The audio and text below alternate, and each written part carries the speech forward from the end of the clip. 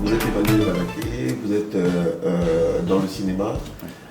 Quels sont les rôles que vous jouez justement au sein des équipes? D'abord, j'ai commencé en tant qu'acteur il y a une quinzaine d'années, je dirais 17 ans précisément. D'accord. Voilà, donc j'ai commencé en tant qu'acteur et après j'ai eu le désir de fouiller un peu derrière la caméra, de voir un peu ce qui se passe et comment ça se passe au fait. Et c'est là que j'ai fait mon premier pas en tant que régisseur. Et à l'époque, c'était régisseur adjoint sur une série. Et après, Laquelle? Oasis. D'accord. Oui. Bien avant, je travaillais aussi avec d'autres réalisateurs sur des projets, mais c'était vraiment le premier gros projet professionnel avec Canal+.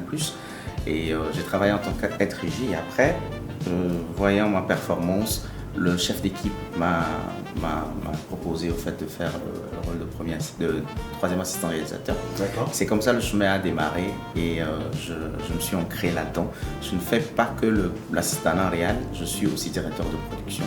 Et justement sur ces steps, j'ai porté les deux chapeaux à la fois, directeur de production et premier assistant réalisateur.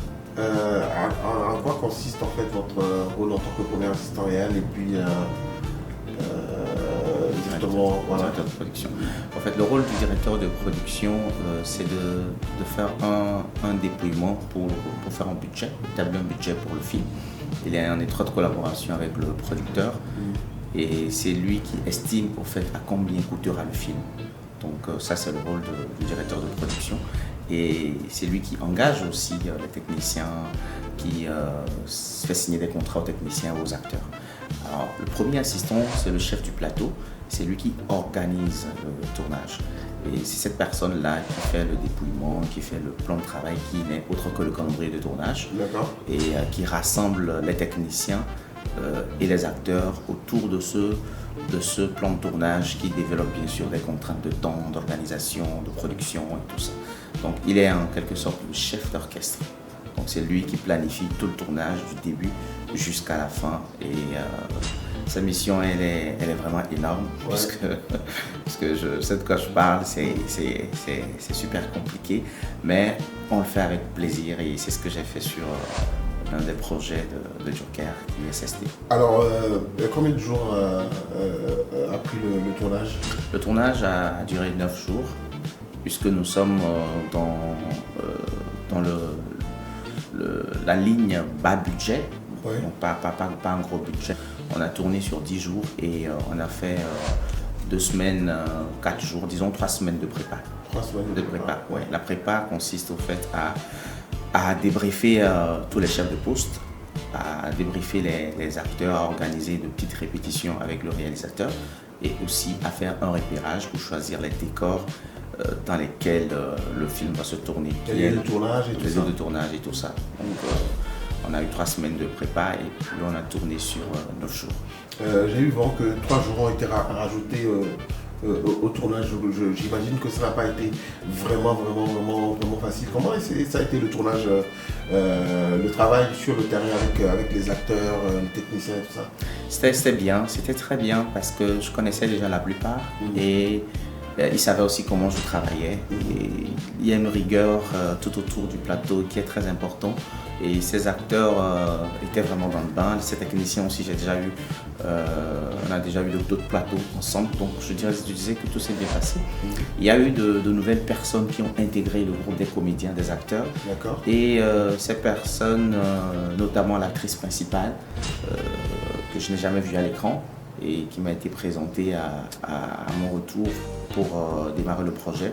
Et le coaching a été bien fait. Je craignais beaucoup parce qu'une chose est de connaître son texte, mais une deuxième chose est de le restituer. Donc à chaque démarrage du tournage de chaque séquence, on faisait vraiment des répétitions approfondies. Et donc en gros, tout s'est très bien passé. Au niveau technique, tout était à point. On sait qu'à Lomé, il y a des délestages, il y a des coupures d'électricité. Tout s'est bien passé. Oui, je disais que je dirais que c'est un point très essentiel parce qu'on a eu vraiment un souci d'électricité, comme vous en parlez là. Et heureusement que le décor principal que nous avons loué la propriétaire du décor, que je salue particulièrement, je choisis de faire taire le nom pour l'instant, a demandé à ce qu'on puisse mettre son groupe électrogène à notre disposition. Donc, en fait, quand il y avait des lestages, il y avait en même temps le relais avec le groupe électrogène. Donc, c'était la chance qu'on avait et c'était le décor principal qui rassemblait presque 70% du film. D'accord. Donc, voilà. Donc, après tout, on a eu aussi l'idée de louer un accumulateur d'énergie, puisque nous tournons dans des décors aussi un peu différents. Donc voilà, pour pallier au problème justement d'électricité, puisqu'il faut vraiment qu'on rentre les séquences prévues, étant donné que c'est un film pas à gros budget. Donc rater une séquence est vraiment coûteux. Vous parlez de budget, si vous avez eu un plus gros budget, est-ce que vous auriez fait des choses plus formidables, on va dire, avec ce film? Oui. Des choses plus osées ou... Plus osées, oui. Je dirais que déjà là, c'est déjà encourageant de pouvoir, là je parle vraiment de la production, de pouvoir dégager un fond de sa poche pour un film, chose qui est en train actuellement de rentrer vraiment dans le quotidien du Togolais. Un gros budget ne veut pas forcément dire un bon film. Il faut de bons techniciens et ça ne court pas les rues, surtout ici au Togo. Bons acteurs aussi. Donc c'est ces deux pôles-là aussi qui font un film. Le choix des décors est aussi la vision artistique du réalisateur. Donc c'est tout ça qui accompagne aussi un gros budget pour faire un bon film. Donc oui, un budget un peu plus conséquent nous permettra de soulager les acteurs comme les techniciens, de pouvoir allonger un peu les jours de tournage, ce qui réduit le nombre de séquences à tourner par jour et en même temps mettre tout le monde à l'aise comme cela se doit.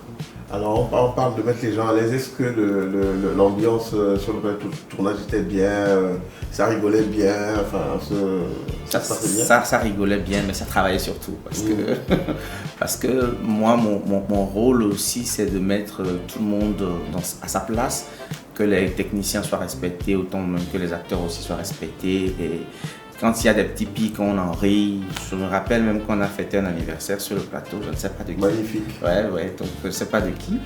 Mais c'est des moments fun qui donnent une richesse au fait à ce que nous faisons. Donc oui, il y a eu du rire, il y a eu des rires, il y a eu aussi des pleurs parce que parfois le personnage est tellement très osé, et ce que nous demandons peut-être aux comédiens n'est pas facile aussi à porter. Donc il y a eu ces petites émotions qui planent à chaque fois sur des plateaux de tournage. Donc l'ambiance a été vraiment une très belle ambiance, mais en même temps on passe du rire au travail tout de suite. Il faut que tout le monde soit dans ce cocon-là et je pense que c'est ce qui a été fait. Bientôt la première, il y a encore du boulot pour l'assistant réel.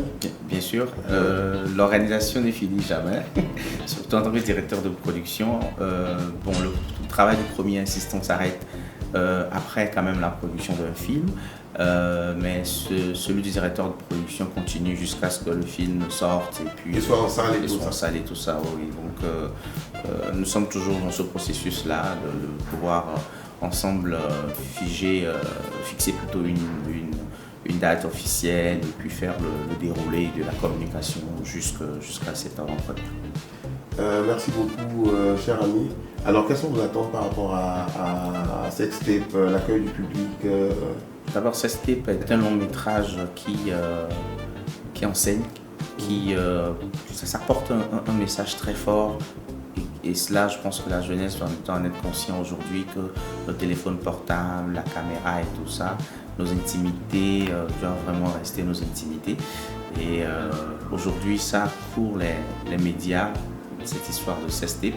Donc j'invite vraiment le public, j'invite vraiment la jeunesse surtout, même les parents aussi, parce que ça dégage aussi une responsabilité parentale, donc de pouvoir venir, si nous les appelons pour venir voir exactement ce que nous avons fait. Et c'est un sujet qui sort du commun. Et voilà, je ne peux que souhaiter longue vie à ce projet pour que toutes les portes frappées soient ouvertes pour le meilleur du cinéma togolais. Merci beaucoup. Je vous en prie. Excellente journée. Merci, bonne journée à vous. Merci.